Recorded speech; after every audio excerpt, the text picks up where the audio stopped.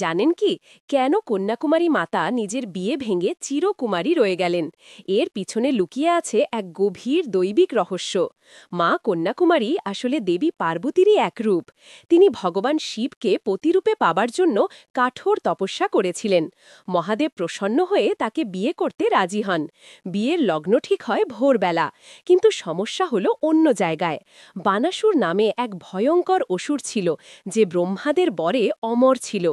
তার মৃত্যুর শর্ত ছিল একটাই, তাকে একমাত্র কোনো অবিবাহিতা কুমারী কন্যে বধ করতে পারবে।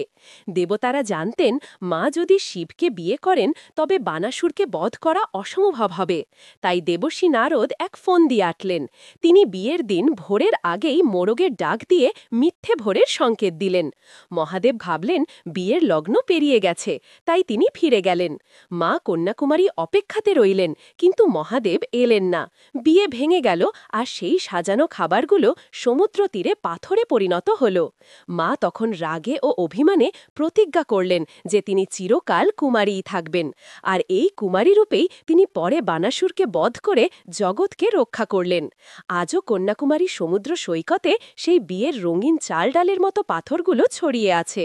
যদি সত্যিই মা কন্যাকুমারীর ওপর বিশ্বাস থাকে, তাহলে ভিডিওটি লাইক ও সাবস্ক্রাইব করুন।